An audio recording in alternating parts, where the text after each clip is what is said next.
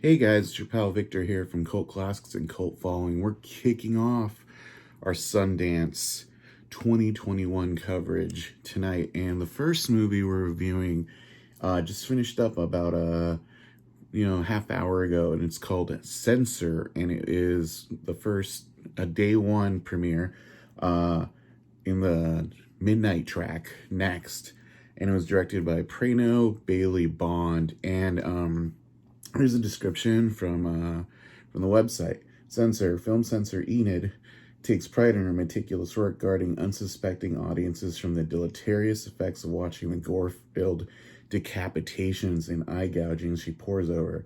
Her sense of duty to protect is amplified by guilt over her inability to recall details of the long ago disappearance of her sister, recently declared dead in absentia. When Enid is assigned to review disturbing film from the archive that echoes her hazy childhood memories, she begins to unravel how this eerie work might be tied to her past. Now, that's basically almost all the plot you're going to get in this movie. It's very Lynchian in a lot of ways.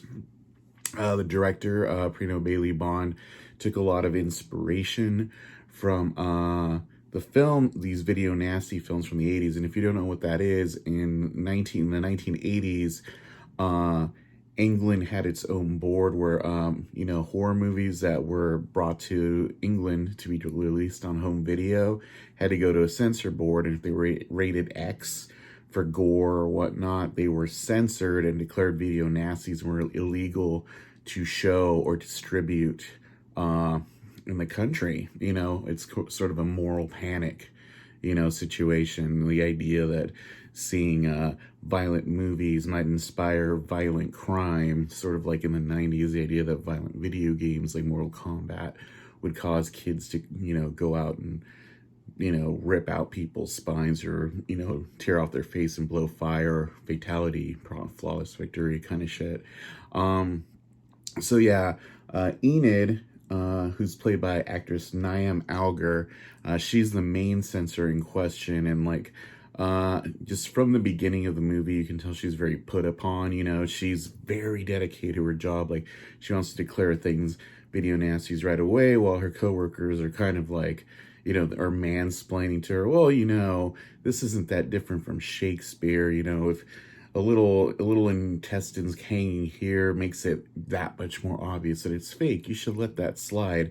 And this comes to a head when they hear that there's been a killer, a man who killed his family, and had rented one of these movies that they had declared suitable for distribution, and she starts to take this very seriously.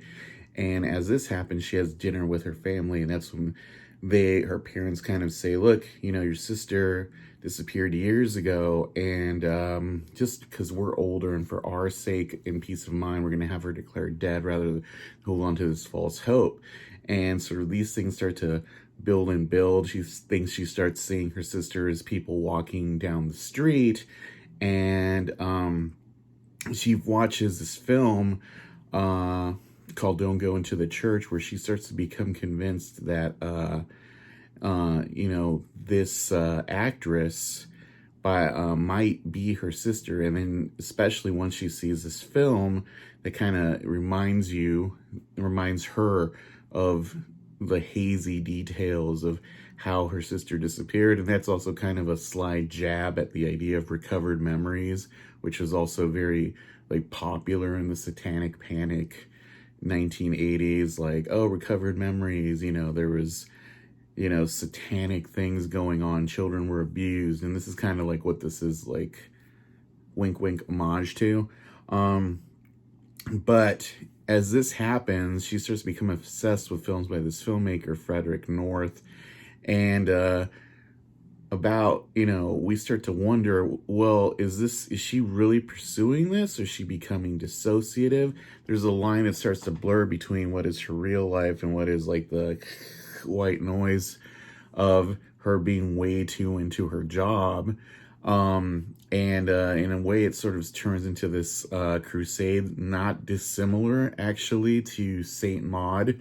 I don't want to spoil that movie, but I would say that Censor and Saint Maud are like birds of a feather. They both kind of like give you an unreliable narrator's point of view about what is going on, and what is actually happening is probably much more subversive than what you were seeing on the screen. It has little cuts just like Saint Maud shoe. This is actually what could be happening, especially as it becomes sort of like this gore-filled mission to like rescue her sister from these evil filmmakers, something out of 8mm, which is, as you see it happening, it feels unreal.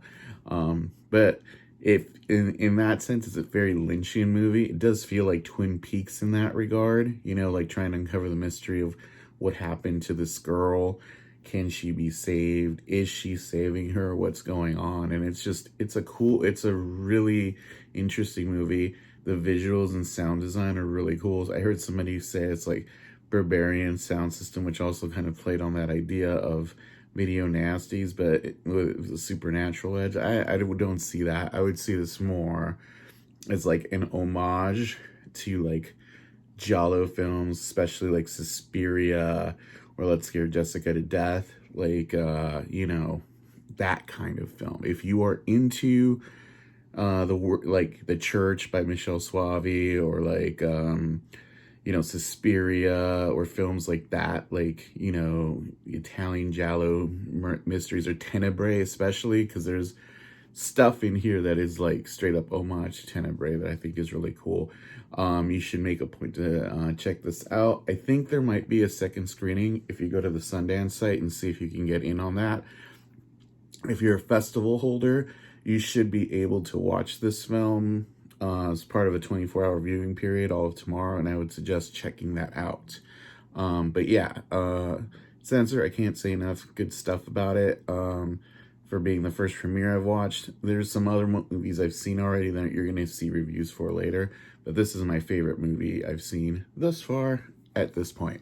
Until next time, stay tuned. We got more videos coming this weekend, and I hope you enjoyed this video capsule review, and we will see you soon here on Cult Following and Cult Classics AZ, cultfollowing.co, and check out our videos here, subscribe there, and yeah, hit the bell icon, subscribe. Hope to see you soon. All right, bye.